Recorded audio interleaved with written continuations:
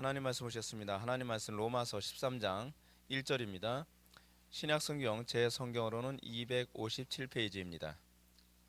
신약성경 257페이지 로마서 13장 1절 말씀 찾으셨으면 제가 봉독하겠습니다.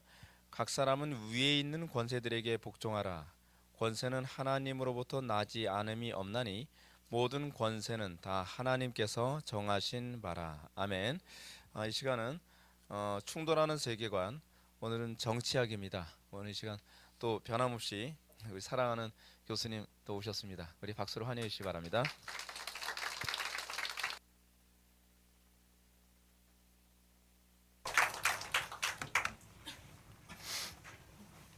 안녕하세요.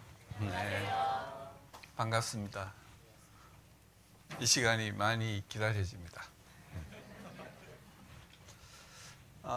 오늘은 정치학입니다. 지금 우리 지난 정부부터 이번 정부로 넘어오면서 급격한 변화가 일어나고 그걸 통해서 우리가 정치의 중요성이 얼마나 중요한가 하는 걸 여러분들이 지금 깨닫고 계시리라 생각을 합니다. 그래서 오늘도 이 6개의 세계관들이 정치에 대해서 어떤 생각을 가지고 있는지 하는 것과 그 다음에 오늘은 이제 그 각 세계관들이 정치를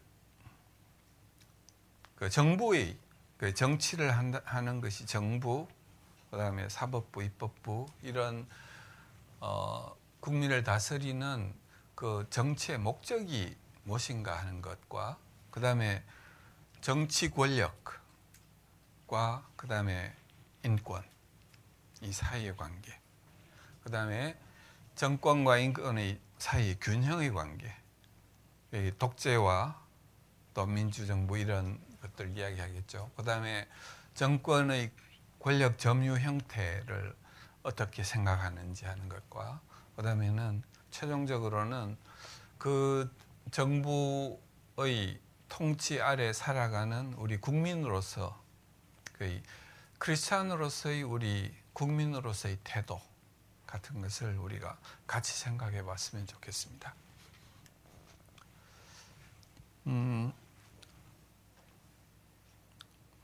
기독교 정치학에 대해서 이제 정치에 대해서 성경에는 많이 써놓지 않은 것 같아요.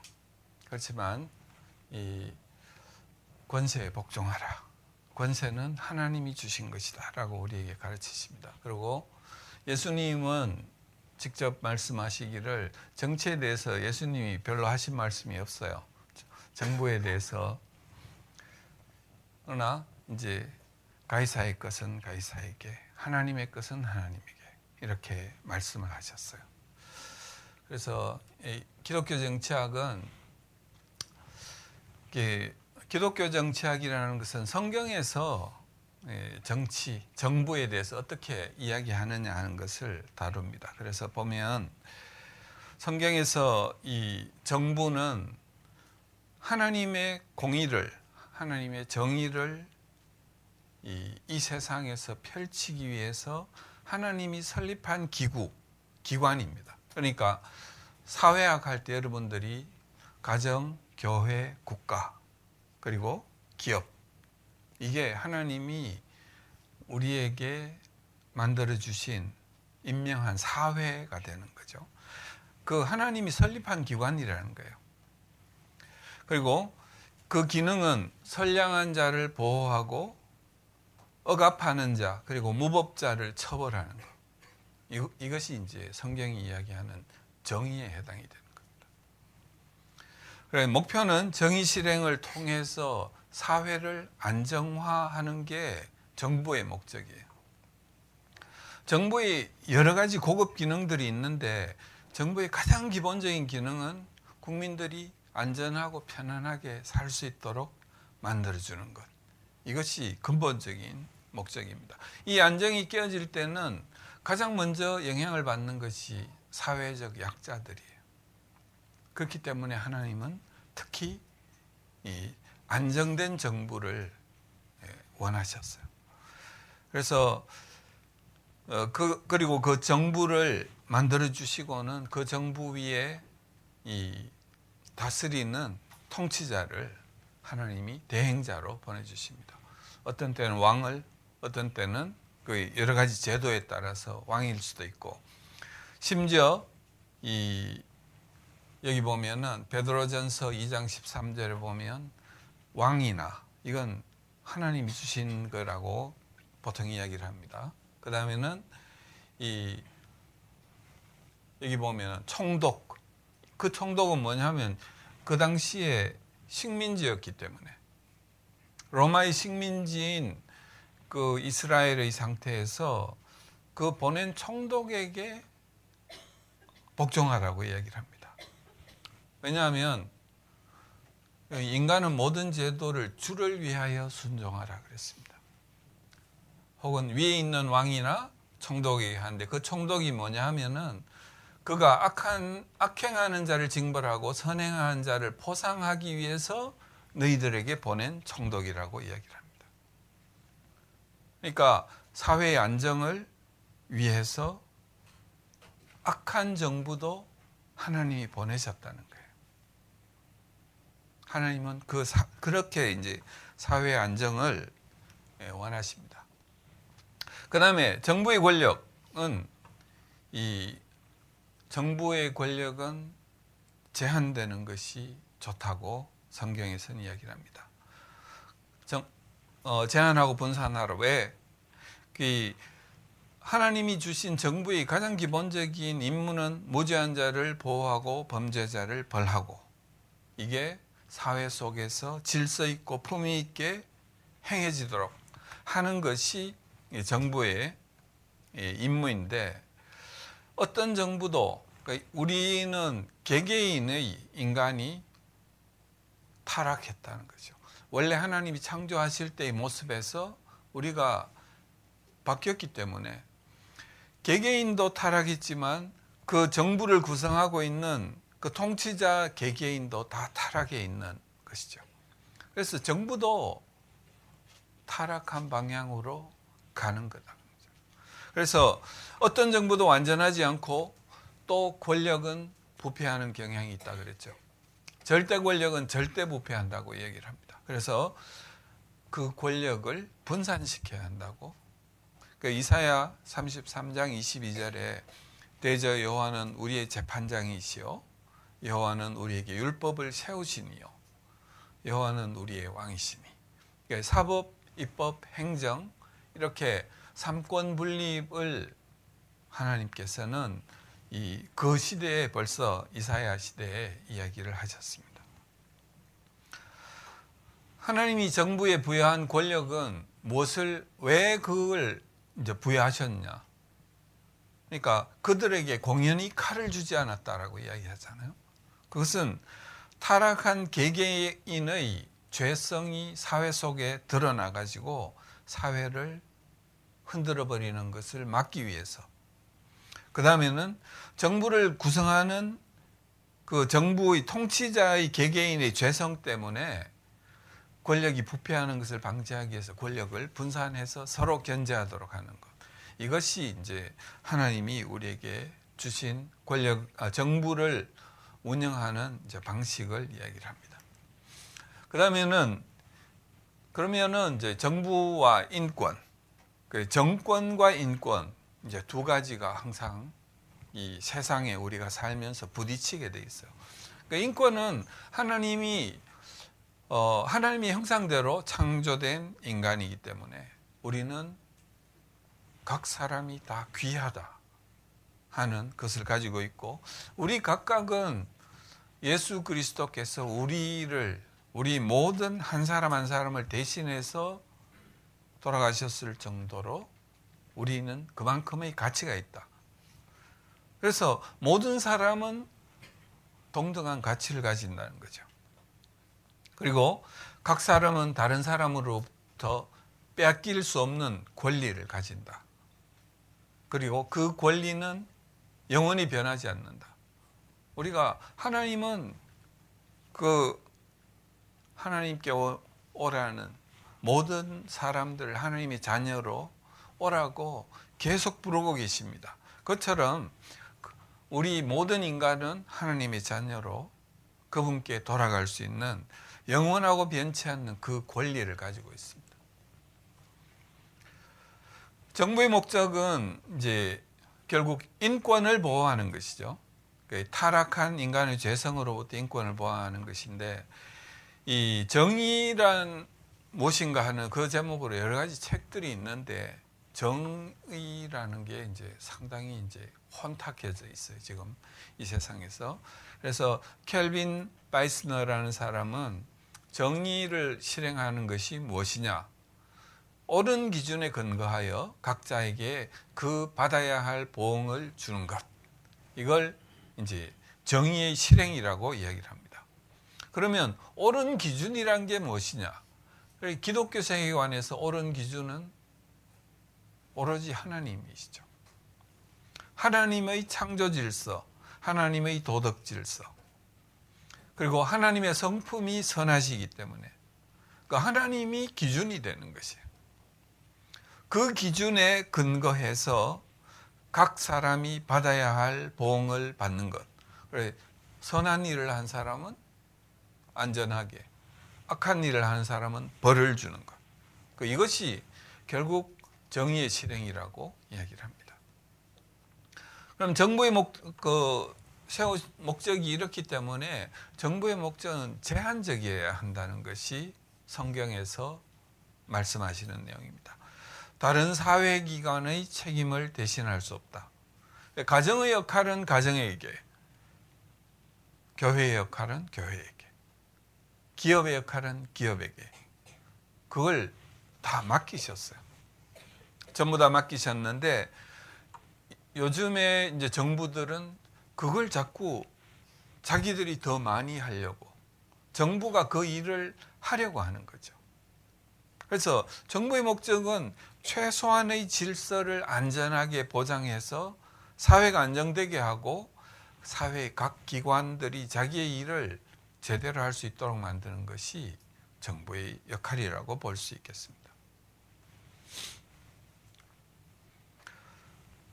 그런데 이제 인간의 정부의 문제는 자꾸 이제 우리가 타락했을 때의 것처럼 선악과를 따먹는 것처럼 하나님이 우리에게 부여한 그 권한의 한도를 자꾸 초월하려고 하는 것이 결국 인간의 문제이기도 하면서 인간 정부의 문제이기도 한 거예요. 정치 지도자들을 보면 성경 속에서도 사울이, 그러니까 이 사무엘이 올 때까지 기다려야 되는데 자기가 이제 판단을 하고 자기가 이 일을 행하잖아요.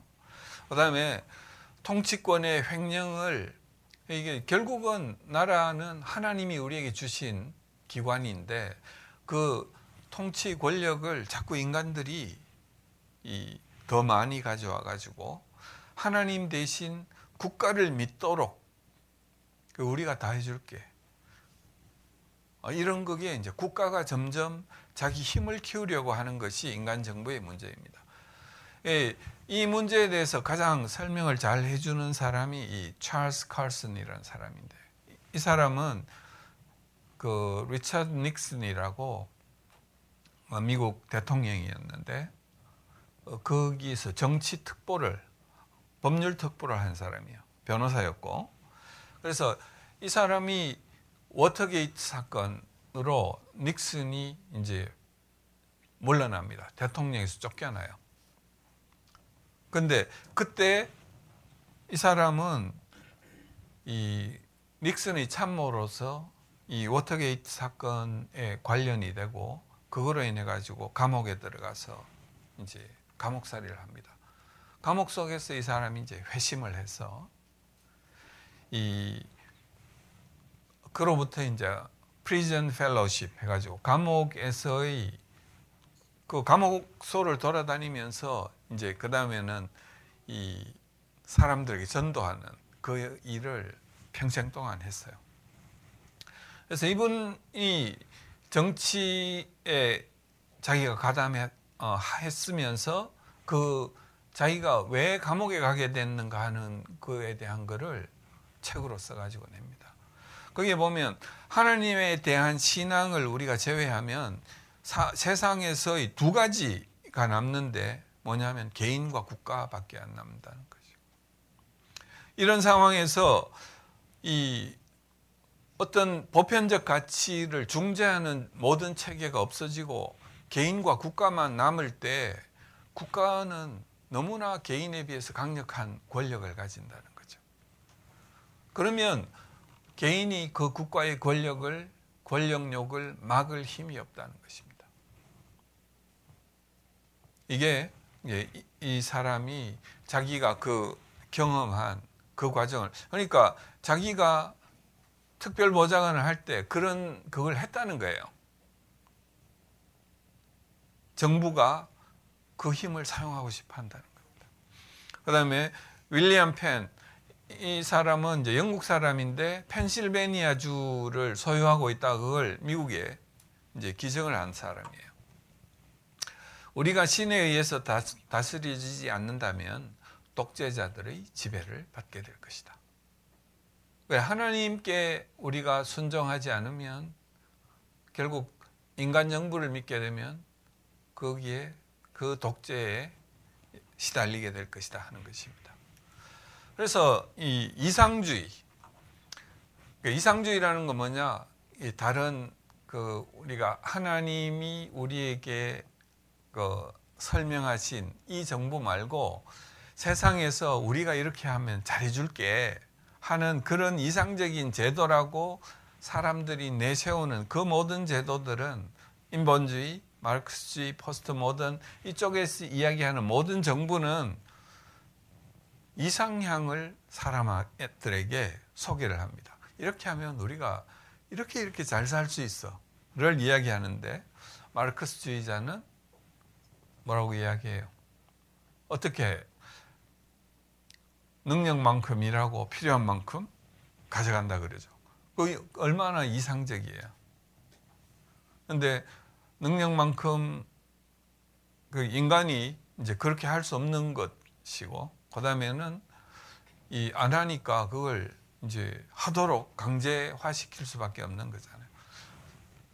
가져갈 게 없어질 정도로 사람들이 일하지 않기 때문에 이제 그런 문제가 생기는 겁니다. 그 다음에 이 세상의 굉장히 많은 제도들이 이상주의를 이야기를 합니다. 이상주의는 결국 정부가 강해야지 그걸 행할 수 있어요. 그리고 지난번에 제가 이제 심리학하고 사회학 할 때 기독교와 다른 세계관이 다른 점은 기독교는 세상의 모든 문제의 근원이 타락한 개개인의 죄성으로부터 나온다고 이야기를 했는데 그 무신론적인 세계관에서는 전부 타락한 사회의 문제라고 이야기를 합니다. 그래서 이 사회를 고치지 않으면 문제가 해결되지 않는다고 이야기를 하죠. 기독교 세계관은 우리 한 사람 한 사람이 예수 그리스도를 믿고 회심해서 그분을 따라가는 것, 이것밖에 해결책이 없다고 이야기를 합니다. 그 두 가지의 차이가 지속적으로 이제 우리 사회에서 적용되는 그 모든, 그러니까 심리학, 사회학, 이 이후에 나오는 법학, 정치학, 경제 계속 적용이 됩니다. 개인의 문제이냐 사회의 문제이냐라고 서로 이제 대비하면서 이야기를 하는 거죠. 그러니까 이상주의는 하려면 사회가 문제니까 사회 전체가 바뀌어야 돼요. 사회 전체를 바꾸려면 정부가 힘이 있어야 돼요. 내가 이걸 바꿔줄 테니까 네 권력을 나한테 넘겨. 이렇게 설득하는 거죠. 넘겼더니 이제 형님이 돼가지고 이제 채찍을 들고 오는 거죠. 이제 그렇게 되는 겁니다. 그래서 찰스 컬슨이 또 이야기를 합니다. 기독교의 가르침은 각 사람이 신 앞에서 동일한 가치와 책임이 있다는 사실을 강조하는 반면 이상주의는 구원이 오직 공동체 단위로만 달성될 수 있다. 그렇기 때문에 공동체, 국가 단위로, 그게 결국 국가에 개인이 의존하게 되면 결국 국가는 개인을 짓밟게 될 것이다. 이게 이 사람이 이야기하는 내용입니다. 그러면 그 시민으로서의 그리스도인은 어떻게 해야 될 것이냐? 우리는 어떻게 살아야 될 것이냐 하는 부분에 대한 것입니다. 프란시스 셰퍼의 책에 그러면 우리는 어떻게 살 것이냐 하는 그런 책이 있어요. 그 내용에 보면 이제 정부가 정의를 실행할 경우는 우리는 정부에 순종하면서 하나님의 공의가 이 사회에 잘 실행될 수 있도록 정부 활동에 우리가 개인적으로 적극 참여해야 됩니다. 그래, 투표도 하고 공무원으로서 그 속에 그 사회 속의 교회로 살아야 되고, 그 다음에 선출직 국회의원이나 이 정치가가 되면 그 속에서 하나님의 공의를 실행하기 위해서 개개인이 살아야 되고, 언론, 학교에 가서는 정말 건전한 여론을 조성하기 위해서 하나님의 공의를 우리가 사회 속에 실행을 해야 되는 것이죠. 그러니까 교회 안에서만이 아니고 일주일에 거의 대부분을 사는 사회 속에서 우리가 교회로 살아야 된다는 것을 이야기를 합니다. 그러면 우리가 만일 악한 정부 아래 살면은 어떻게 해야 될까요? 악한 정부도 독재나 식민 정부, 식민 통치를 하는 정부에 대해서도 하나님은 그 정부를 사용해서 우리를 벌하시고 우리를 다루십니다. 그러니까 우리가 그걸 믿는다면 그 정부에 대해서도 우리가 가이사의 것은 가이사에게, 하나님의 것은 그렇게 해야 됩니다. 그런데 만일에 국가가 하나님의 대립될 경우는 어떻게 할 것이냐? 하나님과 관계없이 폭정을 할 때에는 우리가 순종을 하더라도 이 베드로가 이야기를 했죠. 하나님께 순종하라고. 하나님 앞에 너희 말을 듣는 것이 하나님 말씀을 듣는 것보다 옳은가 판단하라.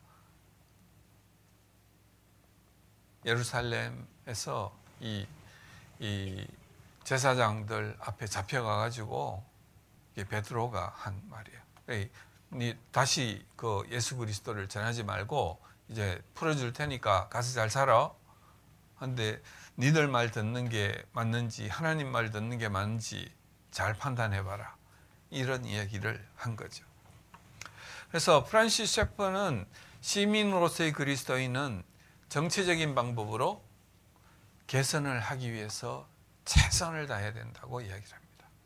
우리는 사회 속에서 그 제도 속에서 우리가 최선을 다해야 되고, 그 하나님에 반대되는 정부라면 하나님께 순종하기 위해서 국가에 대해서 불복종해야 될 권리와 의무가 있습니다. 그런데 그 불복종은 폭력적이면 될까요, 안 될까요? 반란을 일으켜가지고 이 식민 정부를 무너뜨려야 되겠다. 이런 예수 그리스도를 우리가 주님으로 따르는데 예수님은 어떻게 하셨는가? 이걸 우리가 보면은 결국 국가에 대해서 우리가 불복종은 하더라도 그런 폭력으로 저항하는 것은 원하시지 않았어요. 예수님 스스로가. 그래서 불복종은 죽음으로 연결될 수 있다는 것이죠. 다니엘과 세 친구가 이 다니엘 1장, 3장, 6장에 그게 나옵니다.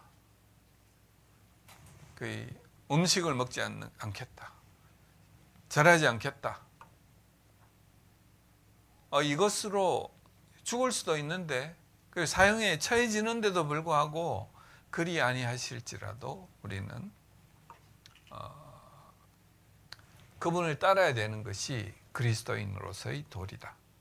그게 폭력으로 정부에 저항하는 것이 아니고 그 불법에 대해서 꿋꿋이 하나님의 방법을 이야기하면서 그 방법대로 우리가 버텨내고 살아내는 것이 하나님의 방법이다 하는 것을 이야기를 합니다. 결론적으로 기독교 세계관은 하나님의 정의를 집행하는 기관이 정부입니다. 그게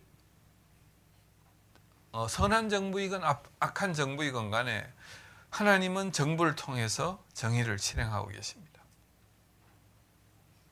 하나님이 부여한 권위 안에서 국가의 역할에 이제 순종해야 되고 정의로운 정부 유지를 위해서 우리는 지속적으로 노력을 해야 됩니다. 국민으로서 우리 그리스도인은 정부의 권위에 순종해야 됩니다. 그리고 하나님의 정의 유지를 위해서 충성을 다할 필요가 있습니다. 정의로운 국가에 대해서 우리는 모든 의무를 다해야 되고 그렇지 않을 경우 하나님과 반하는 정부에 대해서는 우리가 불복종하고 반대하고 거기에 저항할 필요가 있습니다. 그래서 우리는 그런 일을 하는데 이 찰스 칼슨이 한 이야기는 비록 변화가 일어나지 않고 우리가 저항을 한 것이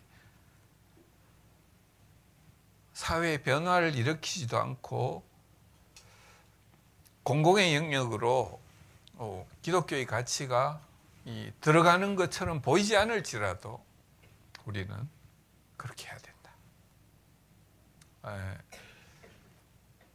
기독교인의 성공의 잣대는 결과가 아니고 그 과정의 충실함이다.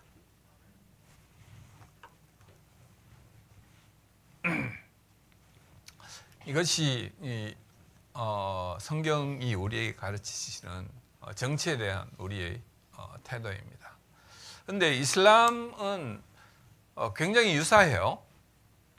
성경에서 우리가 하나님께 복종하는 것처럼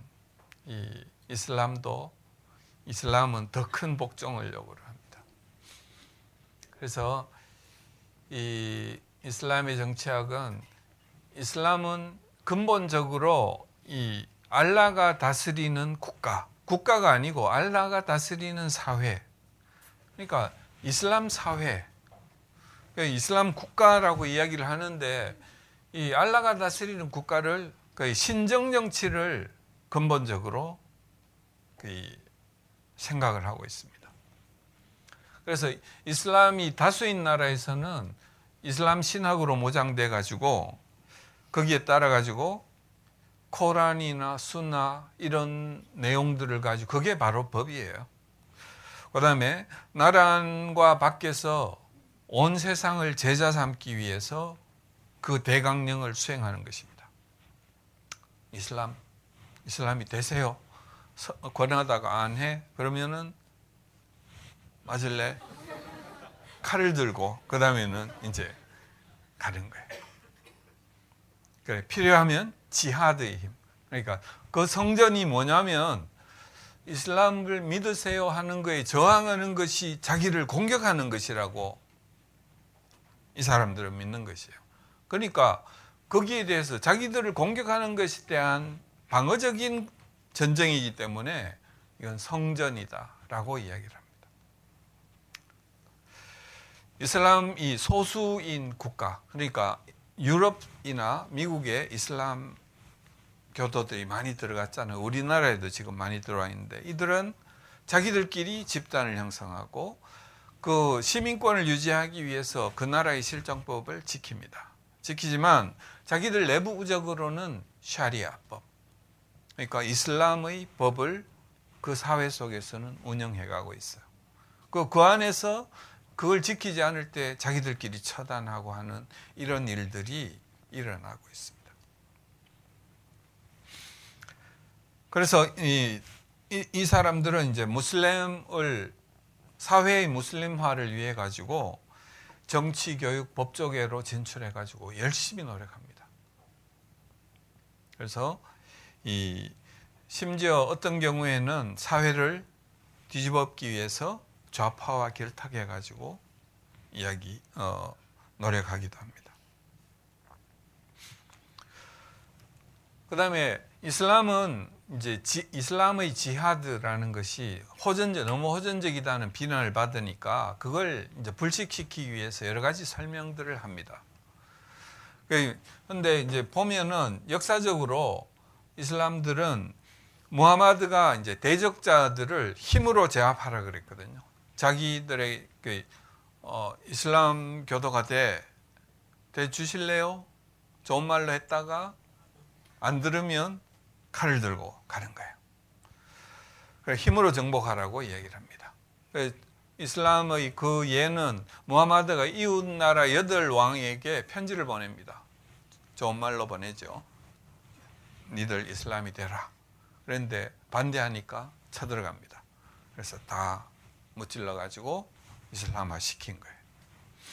근데 이제 이슬람화 된 거에서 이제 딤미라는 게 있는데 무슬림이 아니면서 이슬람 지역에 사는 사람들, 그러니까 포로나 마찬가지죠.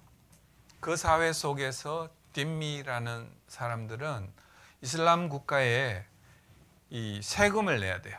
지지야라는 이 사람들이 지정한 세금을 내는데 일반 무슬림들이 내는 거에 굉장히 여러 배를 내야 되는 거예요. 견디지 못할 정도로.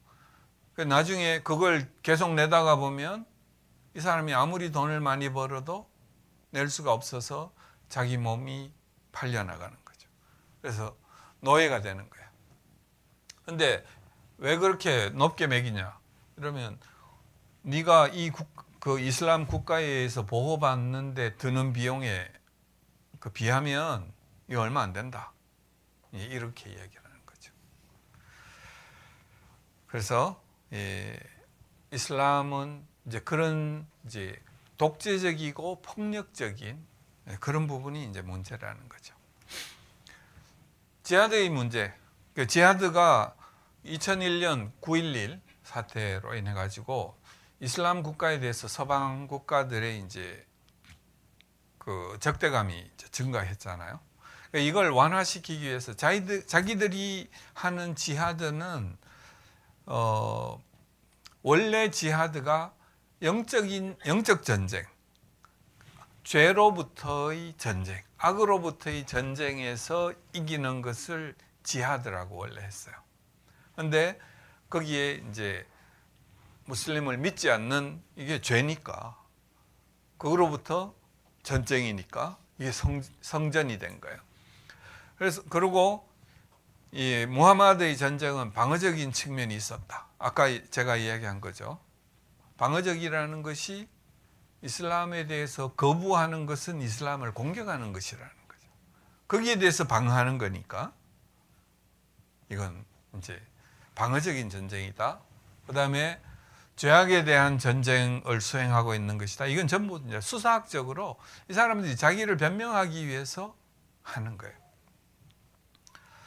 그러니까 무슬림들은 다음과 같은 이유로 지하드를 수행해야 됩니다. 이건 우리 기독교로 치면은 기독교인들은 선교해야 된다. 이거하고 똑같은 내용이에요.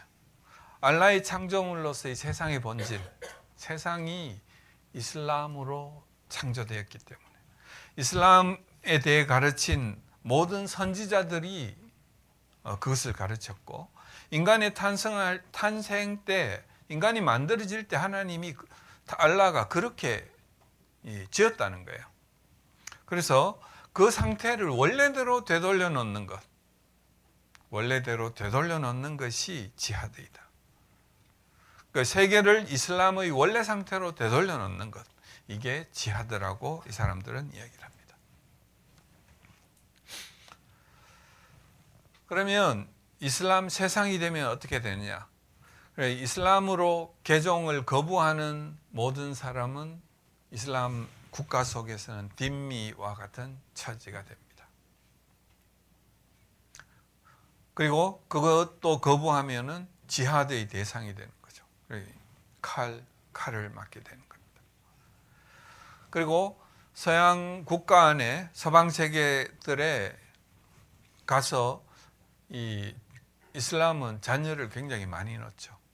많이 나가지고 인구가 굉장히 빨리 불어납니다. 그래서 그 국가들 내에서 내부적으로 자기 자신을 단속하면서 이제 발언권이 커질 때까지 이게 증폭시키는 거죠. 그래서 대내적으로는 이슬람의 정치는 독재적이라는 것이 문제. 그리고 이 신정 정치인데 알라의 그 신정 정치를 한 사람이 모든 것을 쥐흔드는 것이 문제라는 것이죠. 그래서 그 이야기한 것처럼 모든 권력은 부패하는 경향이 있는데 이게 한 곳에 집중되어 있기 때문에 견제할 장치가 없고 국민들은 이슬람이라는 그 이름 자체처럼 복종, 이슬람이 복종이라는 뜻이기 때문에 무조건 복종해야 되는 거예요. 그게 이제 알라의 뜻을 받던 왕 혹은 알라의 뜻을 받던 종교 지도자 이런 사람들의 이제 지배를 받게 되는 것이고 대외적으로는 이 사람들이 호전적이죠. 계속 외부적인 투쟁을 통해서 전쟁처럼 지하드를 수행하고 있습니다. 인본주의 정치학. 인본주의 정치학은 이 여러 가지들을 이제 생각해 보는 거죠. 이 사람들은 인본주의자들은 여러 종류를 이제 생각하고 시도하고 있는데 민주주의가 괜찮은 정부 형태인 것 같다라고 이야기를 합니다. 그래서 이 민주주의가 가장 괜찮은 정부 형태로 이 사람들은 인정하는 것 같고 민주주의 개념을 정부를 벗어나서 이제 폭넓게 적용을 합니다. 그리고 자유주의는 자유주의라는 것은 우리 신학적인 측면에서도 자유주의라는 것은 자기 마음대로 뭔가를 해석하는 거잖아요. 이 민주주의 속에서 자유주의라는 것도 동일한 그런 의미를 내포하고 있습니다. 그래서 세속적인 윤리와 세속적인 윤리로 또 정부의 추진력으로 전통적인 여러 가지 가치관들을 해체시키는 일을 굉장히 잘 수행하고 있어요. 자유주의들이. 그래서 낙태의 권리화, 동성혼 허용, 간통죄 폐지 이런 윤리적인 문제. 그다음에 여성의 평등권, 부의 재분배, 사업에 대해서 이제 그 사회주의적인 특성을 많이 가지기 때문에 정부가 기업이나 교회나 가정에 참여하는 이 간섭하려고 하는 그런 부분들이 굉장히 이제 많아져요. 그리고 정치 인간이 이 사람들은 이제 인본주의자들은 진화론을 믿기 때문에 인간이 지금 진화하고 있다고 생각을 하고 있습니다. 인간의 생각도 진화하고 있고 점점 변해가서 뭔가 다른 쪽으로 가고 있기 때문에 인간들이 진화하고 있기 때문에 사회도 진화하고 있다고 이야기를 하는 거예요. 그래서 이 스스로 진화적 발달을 자기 스스로 컨트롤할 능력을 가지기 시작했다. 그래서 그 진화를 조절할 수 있는 중요한 요소, 가장 중요한 요소가 정치다. 이렇게 이야기를 합니다. 그 다음에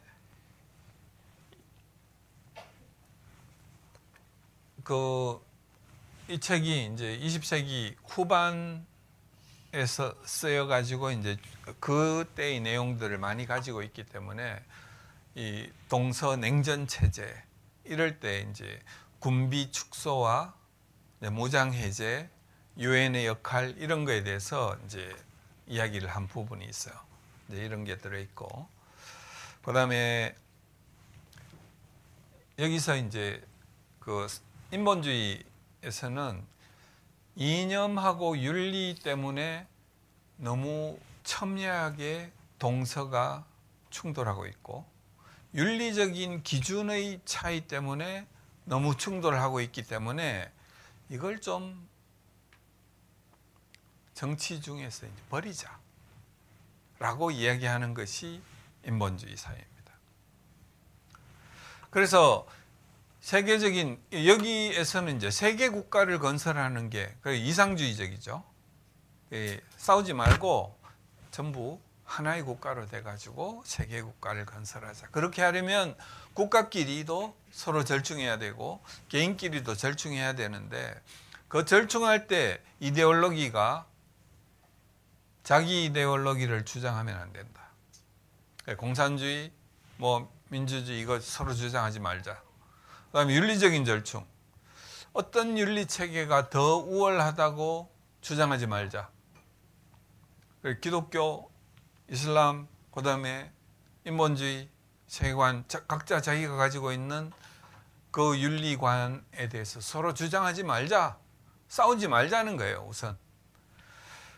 그런데 이제 문제점은 전부 이제 그걸 다 내려놓으면 뭔가 중립지대에 뭔가 같이 모여가지고 해야 될 어떤 부분이 있을 텐데, 그걸 자기들 걸로 하자는 거예요. 중립지대로 인본주의가 제일 낫지 않느냐. 그래서 다른 데서 이제 받아들이기 힘들겠죠. 그래서 시컨 우리 싸우지 말 좋은 말 다 했어요. 좋은 말로 다 하고 전부 내 말 잘 들어. 이렇게 가는 거죠.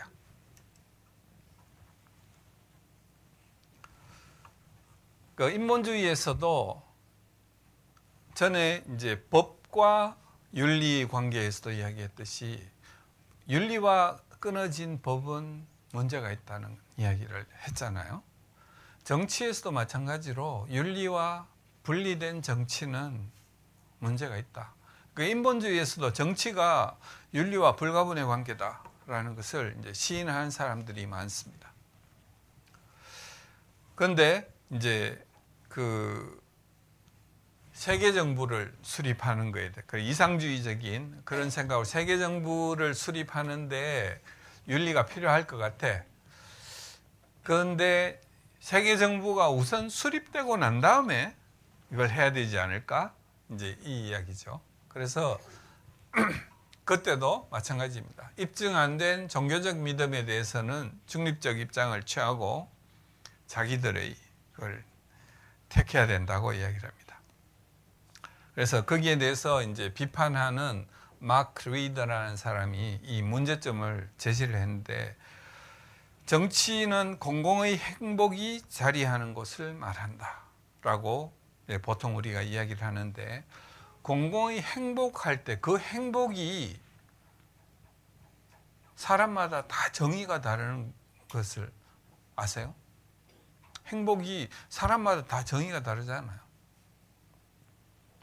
그래서 그 행복이 각 개인의 선호에 따라 굉장히 상대적이라는 것이 이제 문제인데, 만일에 국가가 어떤 하나의 고정된 품질의 행복을 준다면 그건 뭐냐?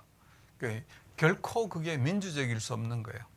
다수결로 정한 행복을 강제적으로 나눠주는 것일 뿐이라는 거죠. 그러니까 이건 이제 공리주의적인 행복이라는 거죠. 그 행복은 이 인본주의가 이야기하는 것은 여기에 가까운 거예요. 자기들이 정한 정의한 행복을 만들어 가지고 개개인에게 강제적으로 이거 행복이니까 받아, 이렇게 이렇게라고 주는 것이라는 거죠. 그다음에 이 인본주의에서는 민주주의를 수행함에 있어서 경제적인 측면이 굉장히 중요하다라고 이야기를 합니다. 이 인도의 대법관인데 이 양반은 이제 사회주의적인 것을 이야기를 합니다.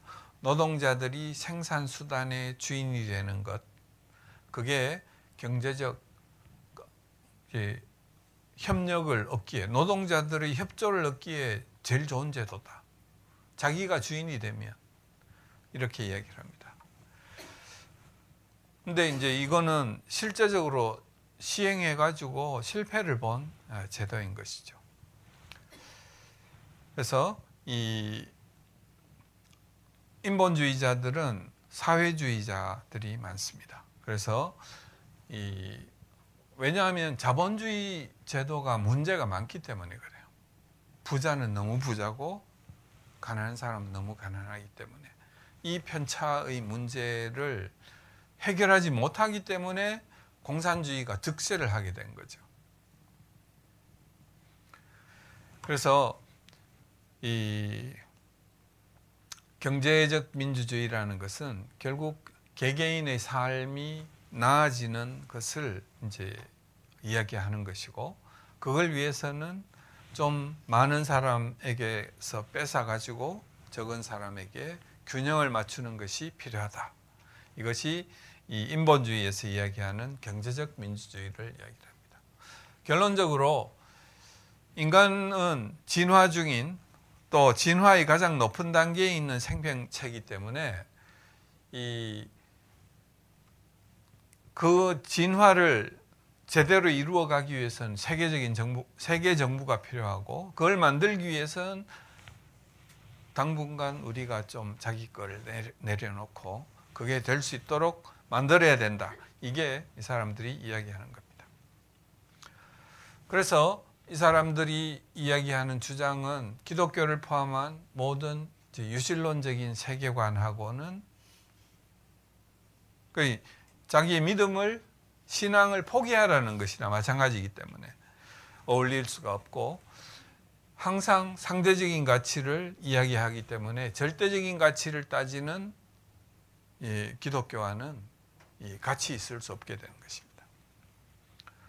C.S. 루이스가 이제 인간 폐지라는 책에서, 인간 폐지는 이제 인본주의 혹은 포스트 모던에 대해서 비판하는 책인데, 그 책에서 이야기하는 것은 결국 이 사람들이 주장하는 사회는 뭐가 필요하냐 하면은 컨디셔너가 필요하다는 거예요. 컨디셔너가 뭐냐면 조건을 지정하는 사람. 행복한 사회는 이런 거야 라고 조건을 지정해 주는 사람이 필요한 거예요. 그걸 누가 지정하느냐? 그걸 자기들이 하겠다는 거죠. 그래서 인간의 통치자들이 그걸 하겠다는 것입니다. 그러면 그 컨디션을 조정하기 위해서는 다른 모든 것들을 포기하도록 강요해야 되는 것이죠. 절대적인 가치가 있는 것을 따르는 것을 전부 포기하도록 만든 다음에 이 컨디션이 좋은 거야. 그러니까 이걸 따라. 이쪽으로. 그러면 포기시키고 강제로 따르게 하는 제도가 필요한 거죠. 독재가 되는 것입니다. 그래서 그런 문제를 가지고 있습니다. 그 다음에 마르크스 레닌주의의 정치학. 마르크스 레닌주의는 국가라는 것이 필요가 없다. 공산주의는 국가가 아니고 공산사회, 전 세계가 공산사회가 돼야 되는 것이고, 그때는 국가가 필요 없다. 국가는 왜 필요하냐? 한 계급이 다른 계급을 착취하기 위한 기구로서 국가가 필요하다고 이야기를 합니다. 마르크스 레닌주의는 생산 세력을 지배하는 것이 정치다라고 이야기를 합니다. 그러니까 마르크스주의는 경제가 가장 중요해요. 경제의 생산 수단을 장악하고 있는 부르주아, 그 부르주아들이 국가를 만들어서 프롤레타리아를 잘 관리할 수 있는 시스템을 만든 것이 국가라고 이 사람들은 생각을 하는 거죠. 칼 막스의 국가 경제 체제는 도덕적, 법적, 정치적 상부 구조들의 기반이다. 가장 기본적으로 있는 것이 경제적인 체제라는 것이죠. 민주주의 제도는 다수에 의한 소수의 종속을 인정하는 제도이다.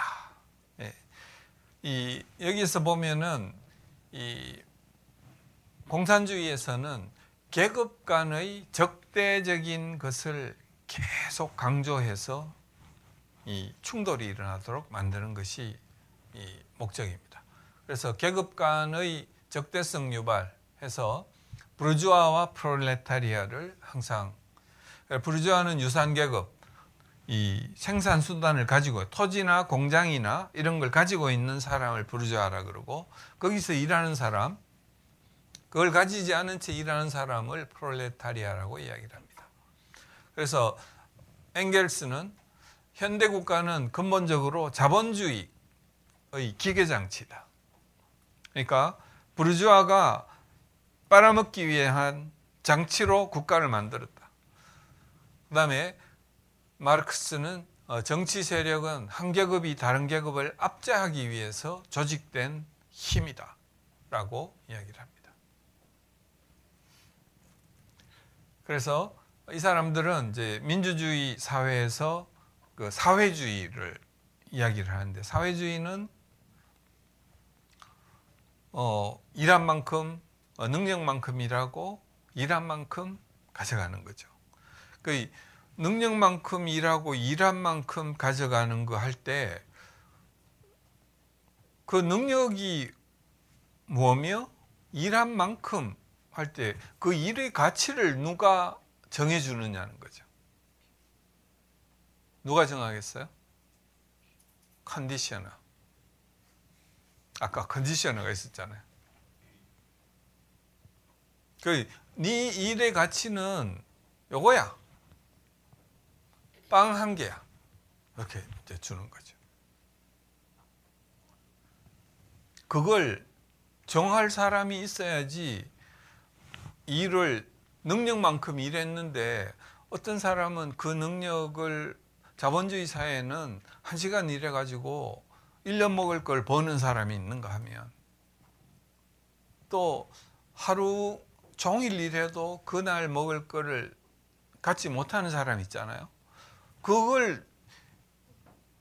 그런 걸 이제 정한 거는 시장의 원리로 정해져 있는 것이죠.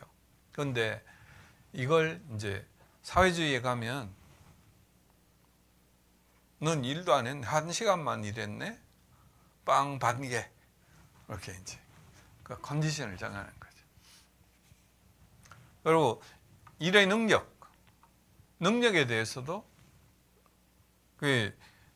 네가 얼마만큼 일할 수 있는가 하는 그거에 대한 거를, 능력을 이만큼을 여기까지 일하는 게 너의 능력이야 라는 것도 컨디셔너가 정하는 거예요.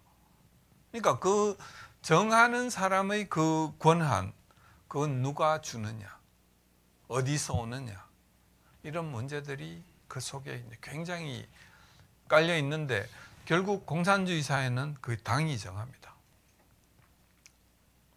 공산당이 정하는 거죠. 무소불위의 권력을 가지게 되는 거죠.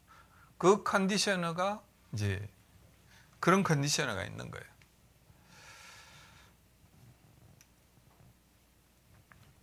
그 다음에 이 공산주의 사회에서는 프롤레타리아 독재를 주장을 합니다.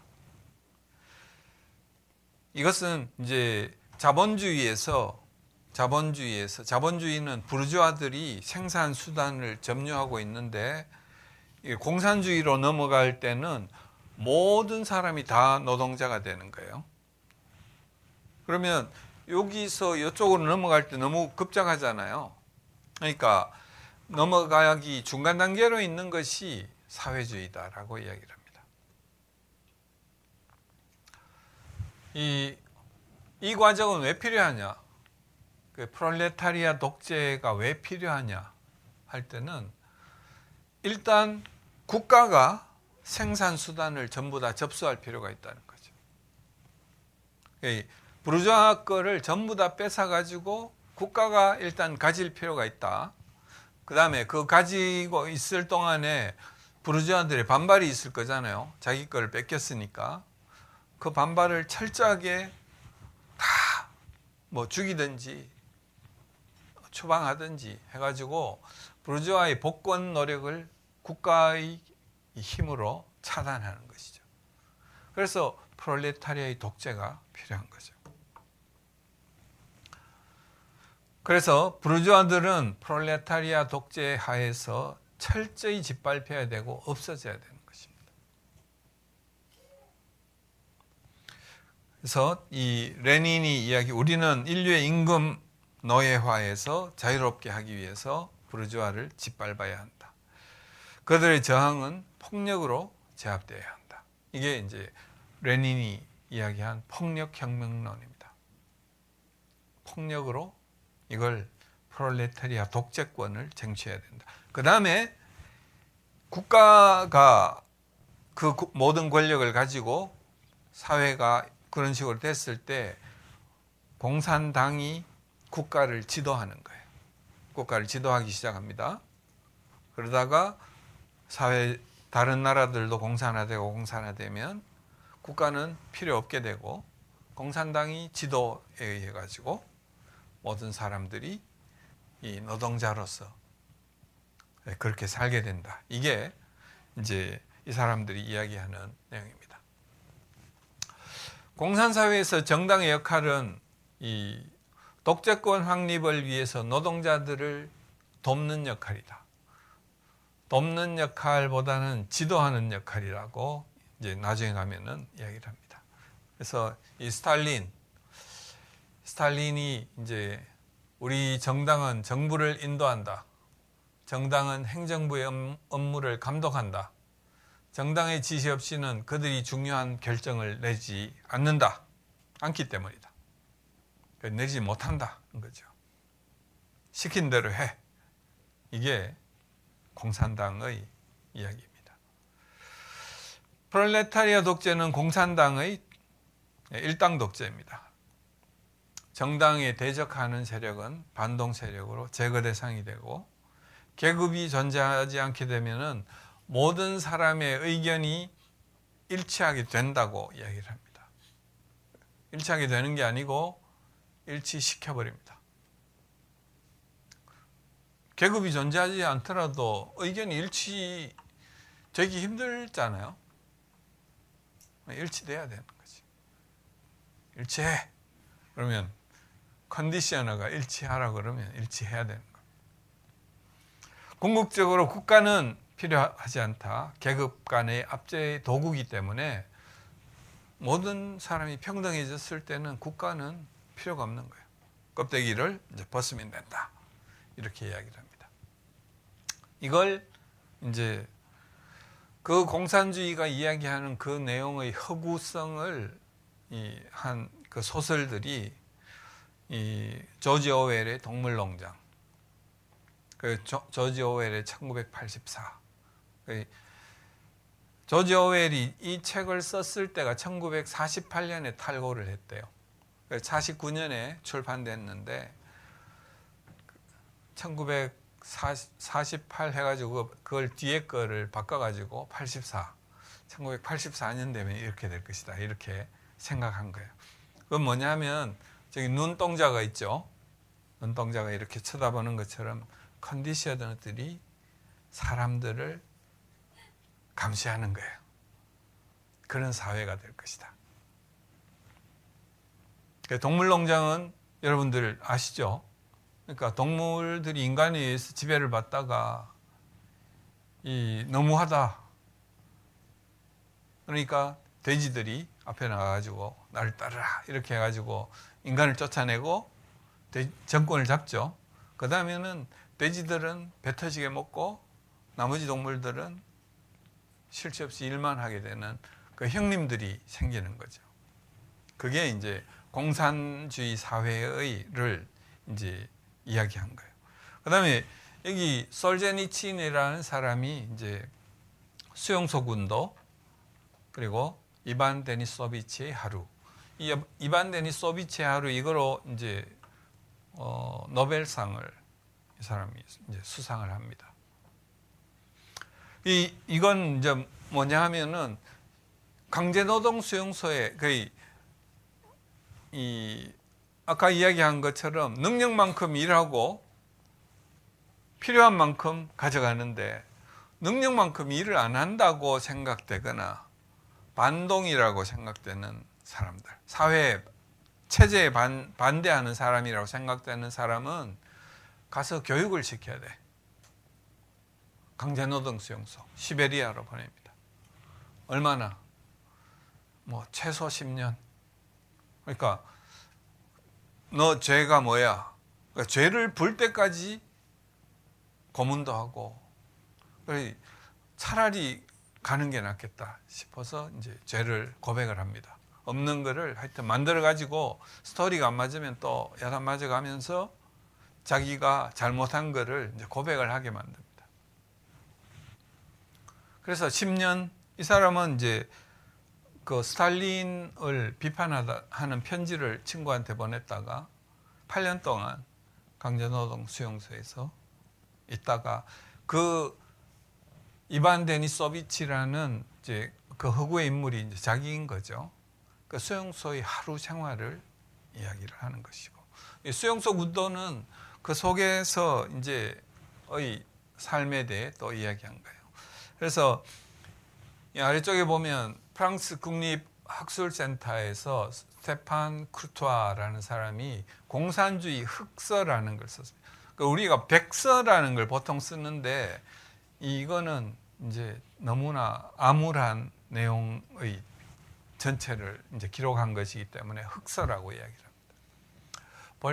볼셰비키 혁명, 이게 1917년 소련이 폭력혁명을 일으켜가지고 완전히 이제 뒤집어 엎은 이후에 공산주의의 폭력이나 그들의 실정으로 인해 가지고 사망한 사람이 1억이 넘는 것으로 추정되고 있습니다. 구소련의 2천만 명, 중국의 6,500만 명, 베트남, 캄보디아, 동유럽, 아프리카, 북한 이런 걸 합하면 1억이 이제 죽었다는 거죠. 그래서 컨디셔너가 이야기한 거기에 다다르지 못할 때는 가차없는 사회교육 프로그램 속에 들어가 가지고 교육을 받고 이제 말 잘 듣는 사람으로 돼 가지고 나오는 거죠. 아까 말씀드린 것처럼 공산주의 국가는 국가가 필요하지 않다라고 이야기합니다. 국가는 이 자본가들이 착취하기 위한 제도이기 때문에 자본주의에서만 국가가 필요하고 국가가 존재하는 한 인민의 자유는 없다. 마르크스주의자들은 이 공산주의에 가면 계급이 타파되고 압제가 없어질 것이기 때문에 국가가 없어질 것이다. 그리고 전 세계의 공산주의가 확고히 정립되어야 국가가 완전히 소멸될 것이다 라고 이야기를 합니다. 그래서 국가는 사실 필요 없는 제도이다 라고 이야기를 합니다. 그래서 공산주의 정치를 결론적으로 보면 여기는 계급 적대성을 중심으로 국가가 이제 유지가 되는 거죠. 그래서 프롤레타리아가 독재를 해야 되고, 이 프롤레타리아 독재는 자본주의에서 공산주의로 넘어가는 중간 단계에 있는 것이다. 그래서 이 공산주의의 문제는 아래쪽에 보는 것처럼 볼셰비키 혁명, 천안문 사태, 고난의 행군 뭐 이런 걸 통해서 과학적 사회주의적 실험을 한 7, 80년 하면서 1억 명 이상을 죽였습니다. 그리고 그 중세 흑사병 때문에 죽었던 것처럼 이 유럽과 중국에 굉장히 많은 사람들이 죽었고 완전한 경제적 붕괴를 이루게 된 거죠. 그러니까 소련이 망한 것도 중국이 이 개방을 할 수밖에 없었던 것도 경제적인 문제 때문입니다. 해결이 되지 않았기 때문에. 그래서 공산주의라는 것은 실패가 명확하게 증명이 된 이상주의다 라고 우리는 이야기할 수 있어요. 이건 경제적으로 우리가 그 자유롭게 되기 위해서 공산주의가 돼야 된다고 얘기하는데 경제적으로 완전히 실패된 것을 이 사람들이 보여줬거든요. 그래서 이상주의적인 설명을 합니다. 그 좌파에서 이야기하는 것은 그런 이야기를 하는데 그게 실제로 성공하지 못했고 완전히 실패한 것이라는 것이 드러났기 때문에 그걸 자꾸 따라가는 것은 문제가 있다는 것이죠. 그래서 어떤 점을 우리가 가지고 있는 것에서 개선해야 될까 하는 부분을 잘 봐야 될 부분인데 자꾸 그쪽의 부분을 이제 너무 보는 것 같아서 안타깝습니다. 그 다음에 뉴에이지 정치학. 뉴에이지는 어떨 것 같아요? 그래서 뉴에이지는 이것도 결국 하나가 돼야 되겠죠. 뉴에이지 정치는 인류는 개인의 경계를 초월해서 큰 나와 작은 나가 하나가 되는 그게 뉴에이지, 새로운 시대가 도래하는 것인데 그래서 우리는 큰 나와 작은 나가 이렇게 돼가지고 이 새로운 깨달음을 얻는 그 뉴에이지에 다다르게 되면은 우리는 이 정부도 필요 없을 것이다. 국가와 국가 간의 경계도 필요 없고 왜냐하면 더 큰 나, 전 지구적인 지구가 하나의 생명체, 공생체라고 보기 때문에 이제 이 사람들은 그렇게 생각하는 거죠. 뉴에이지는 전 지구적인 데이비드 스팽글러라는 사람이 뉴에이지는 전 지구적인 문명에 대한 비전은 정치에서 이야기하는 것과는 다른 모든 것이 하나라는 개념에서 시작한다. 그래서 이 뉴에이지는 전부 이제 하나로 되는 것이 목표이기 때문에 정치도 좀 이 방해 요소에 해당이 되는 거예요. 큰 나와 작은 나가 하나 되는 거기에 필요한 것만 중요하지 나머지 정치가 자꾸 그 중간에 딴 걸 간섭하는 것은 오히려 이제 방해가 되는 것이라고 생각하는 거죠. 정치가 진화하고 있다고 이 사람들도 보고 있습니다. 그래서 사회가 진화되고 있는데 정치적 경계를 없애고 전 세계의 문명이 앞으로 도래할 것이다. 우리가 내 작은 나가 아트만이 큰 나, 신인 브라만과 하나가 되는 것. 이렇게 하나가 되는 것처럼 또 우리의 육체가 이렇게 조금씩 진화돼 가는 것처럼 영적으로도 우리는 점점 고등한 의식에 신에 가까워지는 그렇게 이제 변화가 일어나고 있다. 그리고 이런 하나가 되는 것을 도와줄 수 있는 과학의 놀라운 진보들이 있다. 유전공학이나 원거리 통신, 슈퍼컴퓨터 이런 것들이 우리가 큰 나와 작은 나가 하나가 되는 것을 도와주는 진화의 도구가 된다는 것이죠. 그래서 그 뉴에이지에서는 이 영적인 철학과 진화가 합쳐져 가지고 결국 이제 하나가 되는 이런 것들을 이야기합니다. 그래서 뉴에이지는 확고히 진화론적이다라고 이야기를 하고 진화는 고등한 의식에 의해서 우리가 작은 나가 큰 나가 하나가 되면 그 진화의 속도가 빨라질 것이다 라고 이야기를 하는 겁니다. 그게 과학기술일 것이다. 그걸 도와주는 것이 이게 뉴에이지가 생각하는 것입니다. 그래서 뉴에이지는 정부가 별로 필요하지 않아요. 오히려 자치적인 것이 필요하다. 그래서 뉴에이지 거의 큰 나와 작은 나가 하나가 되면, 내가 신과 일치가 되면은 누구의 어떤 이 지배나 이런 거 필요 없이 질서가 유지가 될 것이고, 그러면 이제 정부가 필요 없지 않느냐. 정부가 필요 없고 자치가 가능해진다. 이렇게 이야기를 합니다. 뉴에이지에는 정부 형태가 자치적 정부이고 중앙 집권할 필요가 없고 조그만 것들이 있으면 된다. 그래서 보다 보면 뉴에이지는 무정부 상태에 가까워질 가능성이 굉장히 많아요. 그래서 이 마크 사틴이라는 사람은 우리가 점점 더 성숙해지면 자치 능력이 개개인에게 배양되고 딴 사람을 탓하지 않게 되고, 그러다 보면 이 정부 없어도 모든 것이 저절로 굴러갈 것이다. 이게 더 매력적인 제도로 이건 붕괴될 수가 없다. 이게 이제 아주 이상적으로 이 새로운 세상의 도래에 대해서 관망하는 뉴에이지의 생각들입니다.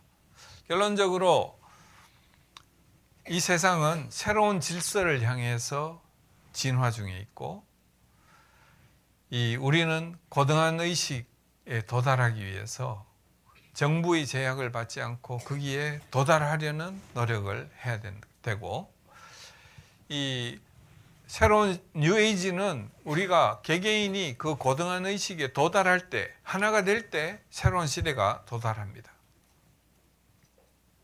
그래서 그 뉴에이지에서는, 뉴에이지도 전부 이제 상대적인 거죠. 그래서 절대적인 것이 아무것도 없습니다. 나의 종교의 옳고 그름, 그 판단은 뉴에이지에서는 단념돼야 된다. 전부 자기 것을 버리고 신과 하나가 되도록, 어떤 신이든 좋다. 이게 이제 어떤 신이든 똑같은 신이라고 생각을 하는 거예요. 이게 범신론적 특징이 있다 그랬잖아요, 초기에. 그래서 뉴에이지가 볼 때 위험한 분자들이 기독교나 이슬람 같은 일신교의 교리를 믿고 있는 이자들이 아주 위험한 분자들인 거예요. 그 세상을 바꾸기 위해서. 그 다음에 포스트 모던 정치학. 그래서 이 보수파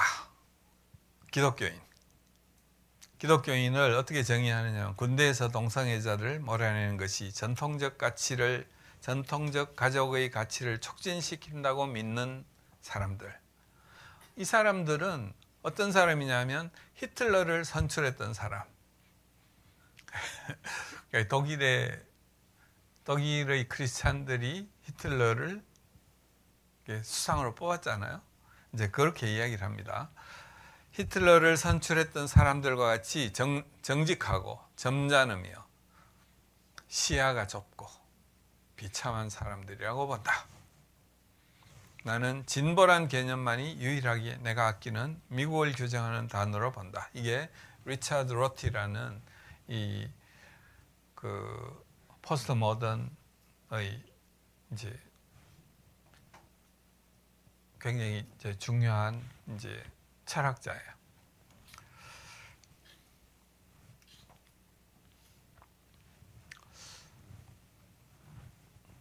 포스트 모던이 전에도 이야기했듯이 다중인격적이라 그랬잖아요. 오늘의 나와 어제의 나와 또 앞으로의 나가 같지 않고, 이때 내가 좋아했던 것과 지금 좋아하는 것과 나중에 좋아할 것은 같을 수 없다. 그러니까 포스트 모던 정치라는 것은 규정된 것이 없는 것이죠. 그래서 포스트 모던 정당이 있을 수가 없는 것이죠. 왜냐하면은 같은 어떤 이 하나의 이념을 가지고 그 길을 따라서 이렇게 갑시다 하는 이게 정당인데, 내가 오늘도 다르고 내일도 다르고 나조차 한 사람이 아닌데 이렇게 많은 사람을 모아놓고 전부 각자 자기가 좋아하는 거 이야기하는, 그게 이제 정당이 될 수가 없다는 거죠. 포스트 모던은 정치가 될 수가 없는 것입니다. 다만 다양한 주장이 있을 뿐이다.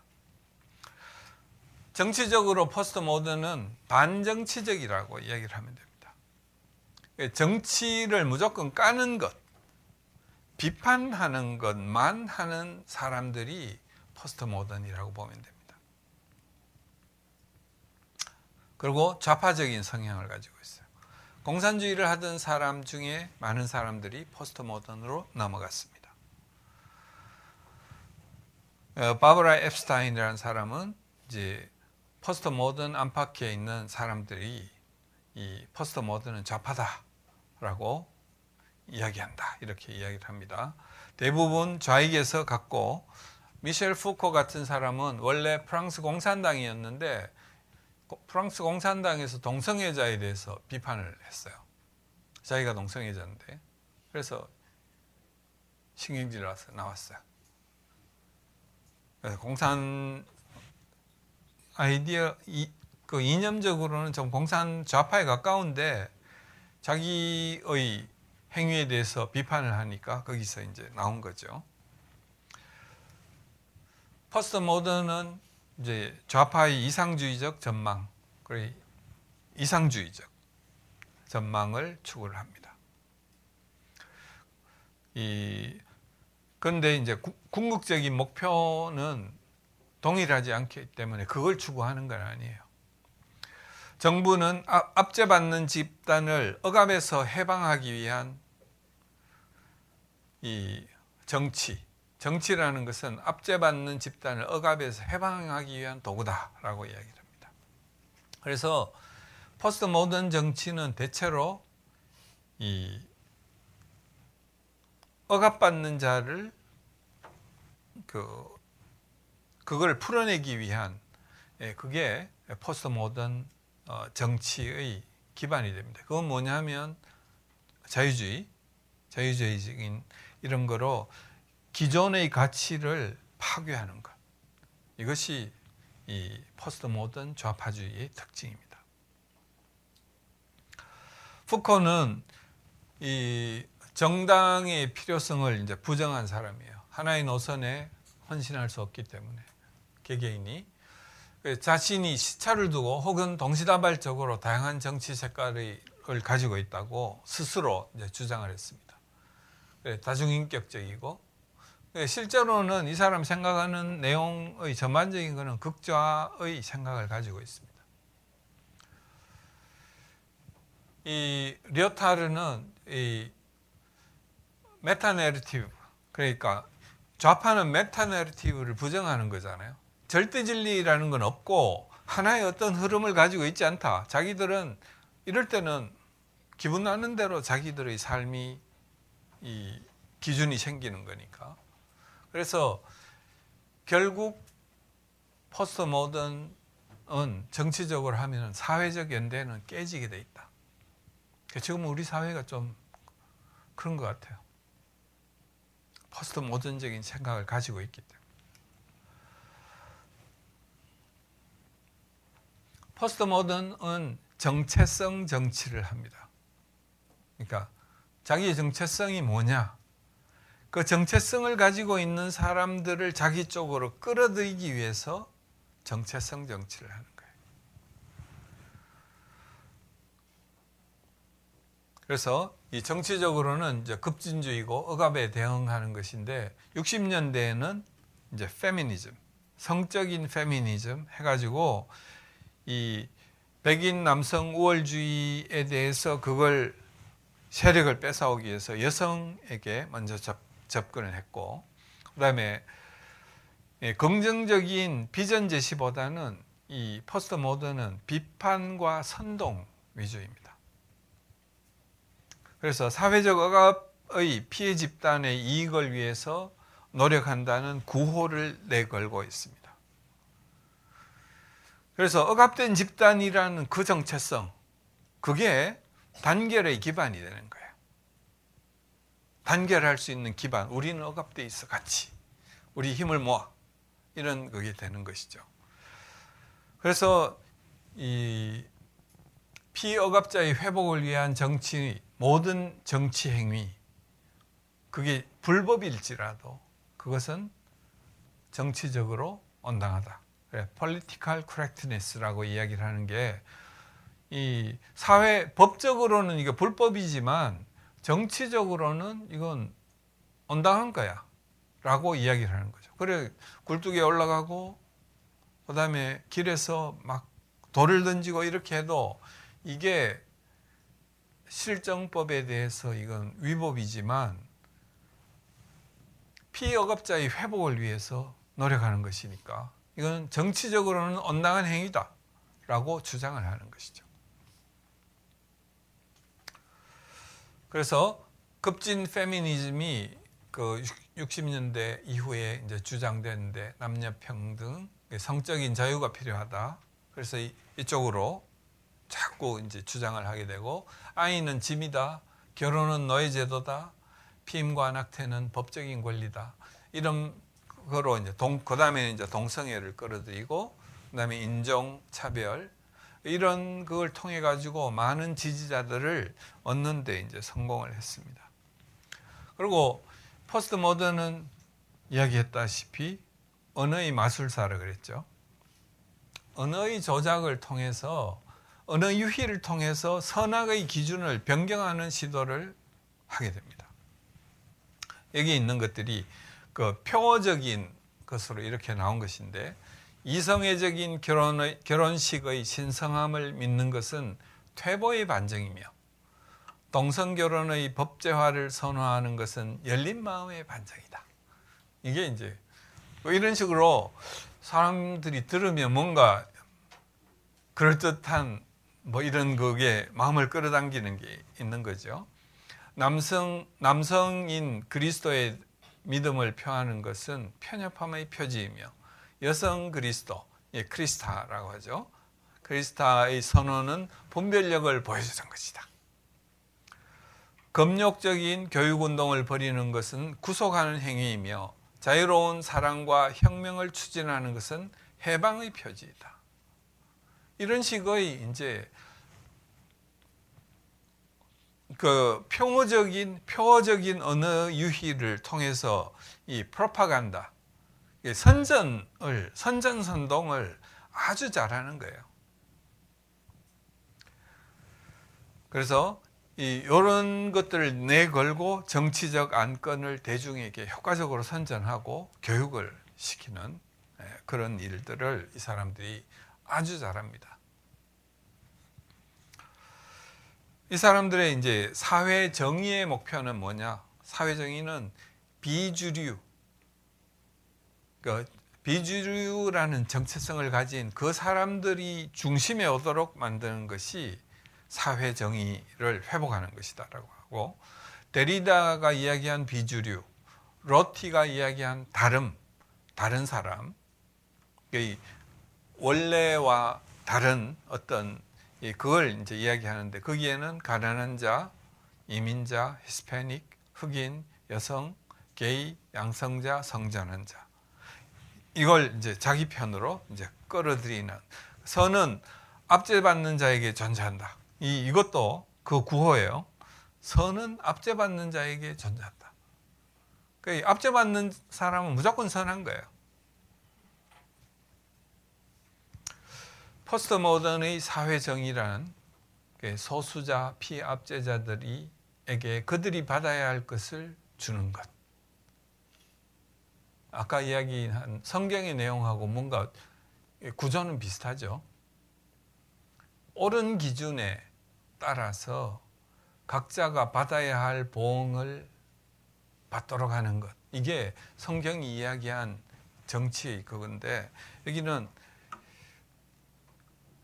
소수자, 피해 압제자들이 그들이 받아야 마땅할 것을 주는 것. 비주류는 경제적 약자이므로 정부에 의한 부의 재분배가 필요하다. 그래서 사회주의를 지향을 합니다. 네, 포스트 모던의 정치적 비전은 뒤엎는 것입니다. 뒤집어 엎는 것. 새로운 것을 잘 건설하는 게 아니고 있는 것을 파괴하는 것입니다. 그러니까 이 사람들은 대안은 없어요. 오로지 비판만 있을 뿐입니다. 그게 이제 이 포스트 모던의 문제가 되는 것입니다. 정의라는 것, 성경에서 이야기한 정의, 공의. 그런데 이제 정의란 무엇인가라는 이 마이클 샌델이라는 그 하버드 대학의 교수인데 이 강의가 뭐 하여튼 명강이라고 20년 연속 명강이 이렇게 뭐 상을 받고 한국에도 와가지고 이렇게 사람을 가득 모아놓고 강의를 했나 봐요.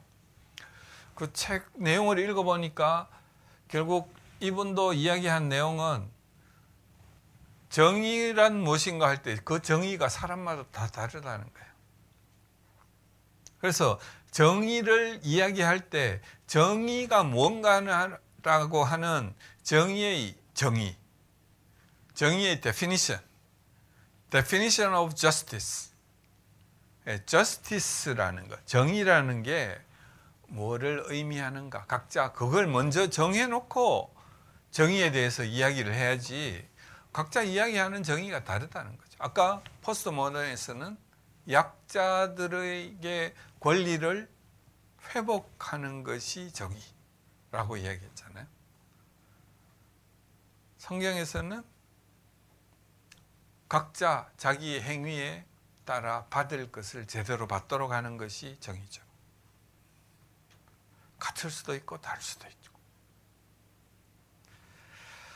그래서 이분은 이제 세상 속에서 이 나돌아다니는 정의를 세 가지 정도로 이제 정리를 했습니다.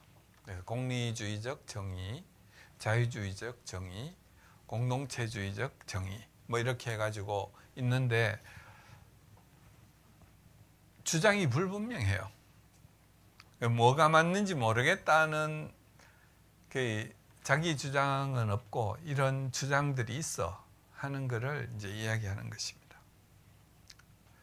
그래서 뭐 필요하시면 한번 여러분들이 읽어보시면 좋을 것 같고, 그다음에 팀 켈러 목사님의 정의란 무엇인가라는 책이 또 있습니다. 여기에서는 이제 성경이 말하는 정의가 무엇인가 하는데 이분의 정의는 이제 사랑이 있는 정의.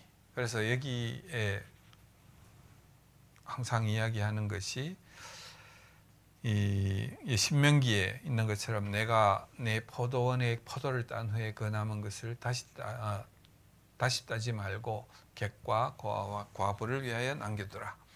사회 취약 계층. 그 다음 주에 이제 경제에 대해서 이야기할 때 다시 말씀드리겠지만은 이스라엘은 이 기업을 받는데 그 기업이 남자를 통해서 가장을 통해서 기업을 받게 돼 있고 그 기업을 통해서 먹을 수 있는 것이 생기는데 그 기업에서 그 생산물로부터 차단된 사람들이 누구냐 하는 거죠. 그게 객과 나그네. 다른 지방에서 온 사람들은 그 기업이 없어요.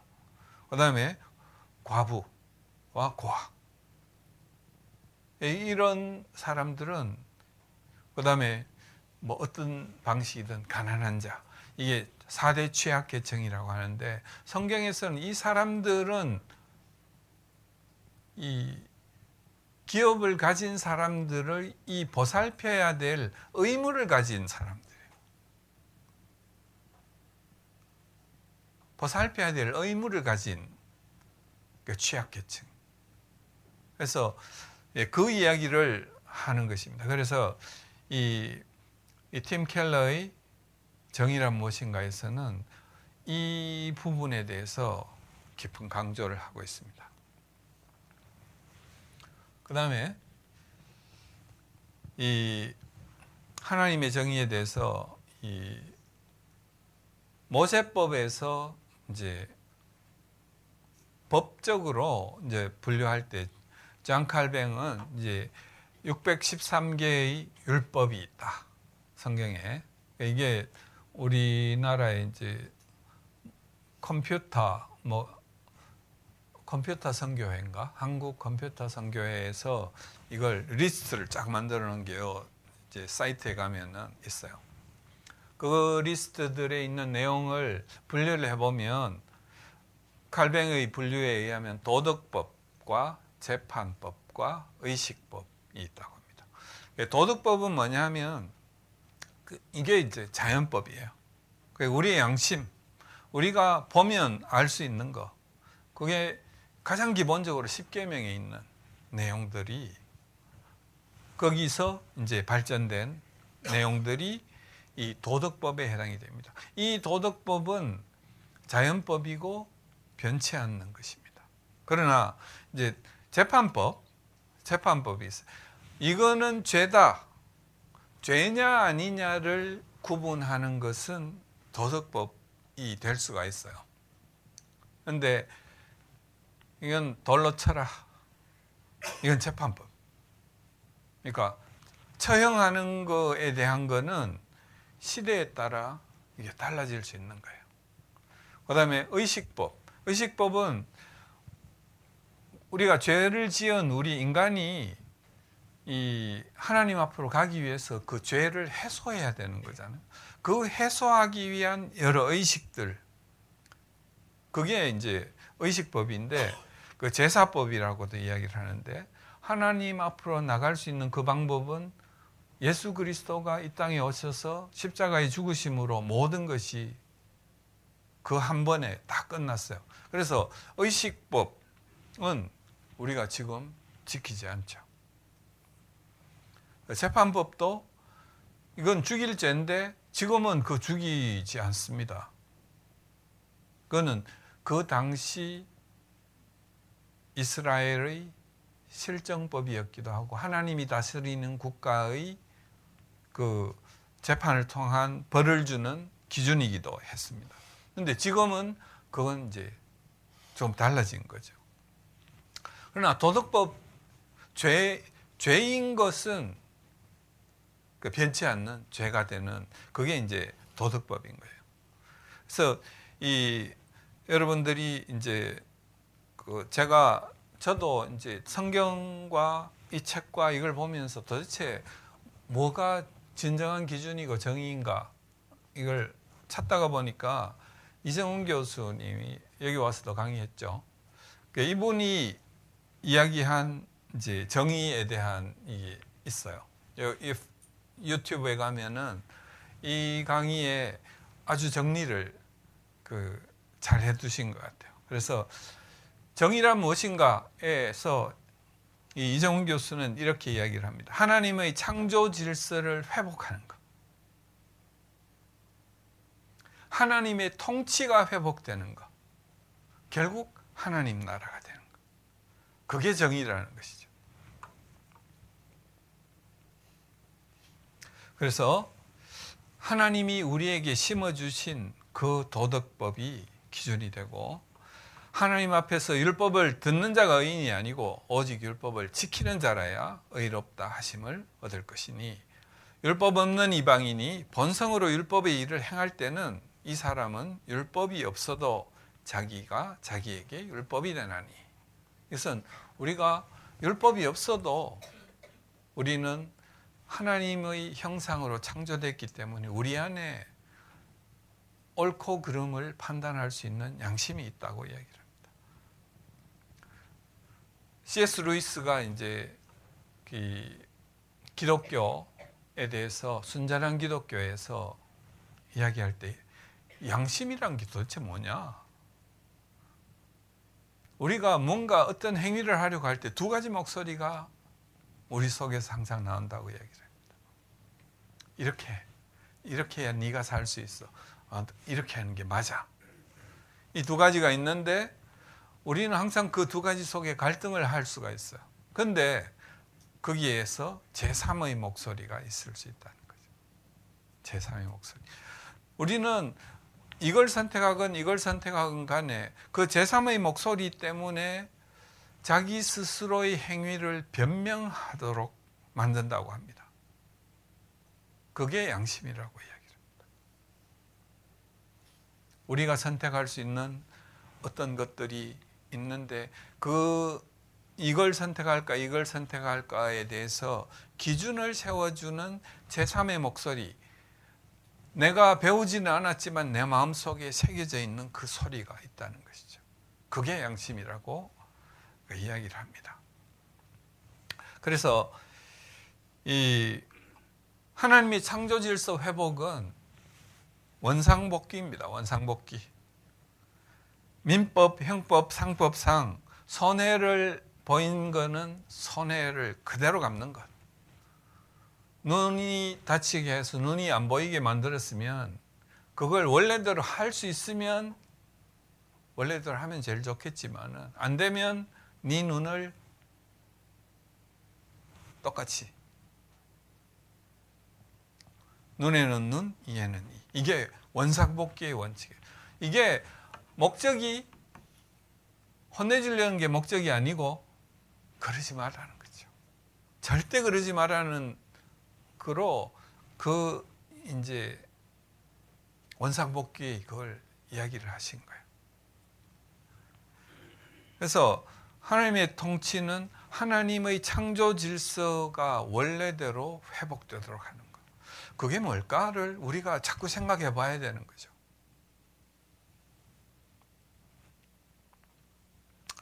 그래서 결국 하나님의 통치, 하나님의 정의 실행의 기준, 이거는 결국 하나의 잣대에 우리가 기준을 삼는 수밖에 없는 것이죠.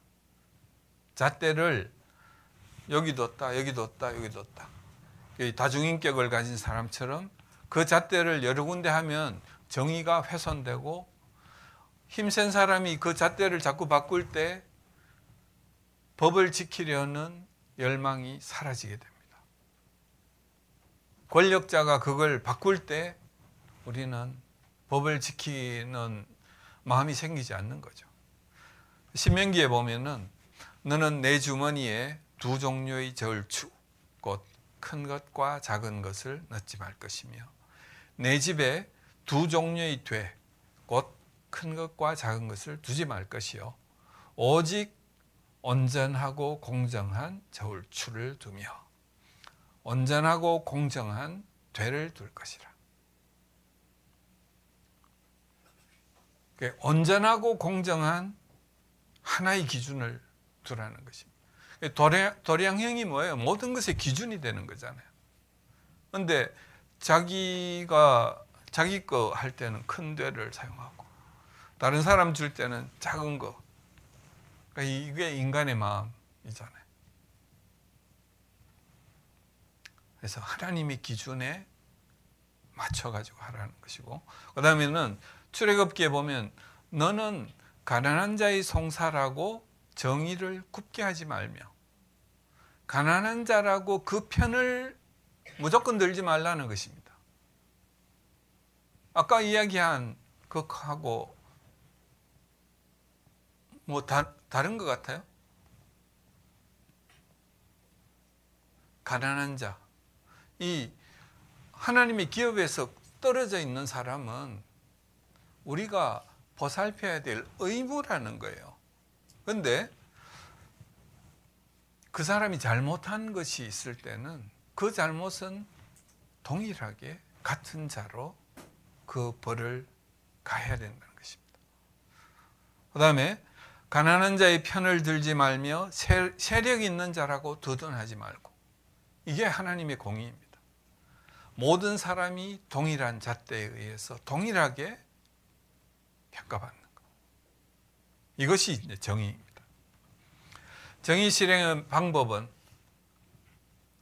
정의를 물같이, 공의를 마르지 않는 강같이, 정의가 항상 우리에게 있어야 되는 것이고, 그 다음에 이 모든 것은 이제 교회에서 우리가 질서 있고 품위 있게 행동하는 것처럼 사회 속에서도 사회도 정의가 실행됨에 있어서 질서 있고 품위 있게 시행돼야 되는 것이죠. 그 다음에는 마태복음에 있는 것처럼 예수께서 제자들에게 이르시되 누구든지 나를 따라오려거든 자기를 부인하고 자기 십자가를 지고 나를 따를 것이니라. 그 자기 십자가, 자기 부인과 자기 십자가, 이것이 정의를 실행하는 이제 방법입니다. 그래서 이 아까 말씀드렸죠. 우리가 하나님을 부인하는 정부가 있을 때 우리는 어떻게 해야 되느냐? 그때 제가 드린 말씀이 이제 하나님은 우리가 거기에도 이제 순종하게 해야 하는데 하나님을 순종하지 못하게 하는 그 정부에 대해서는 우리가 불복종해야 된다. 그 불복종하는 것은 죽음과 연결될 수도 있다. 그 예수님이 택하신 방법이 십자가를 지신 거잖아요. 자기 십자가를 지는 것. 히브리서 11장 38절에는 이런 사람은 세상이 감당하지 못하느니라. 여러분들 같이 한번 읽어보실까요? 제일 밑에 빨간 거로 되어 있는 거.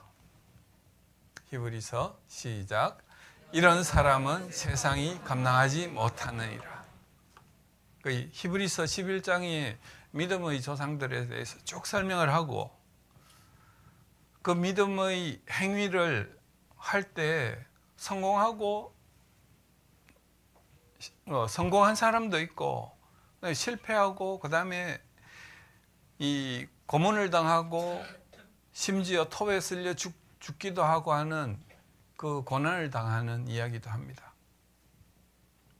그리고 나서 이런 사람들은 세상이 감당하지 못합니다.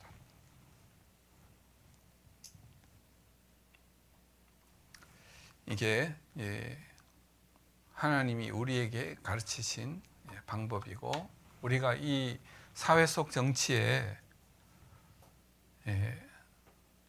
관여하는 방법이 될 것으로 저는 믿습니다. 감사합니다.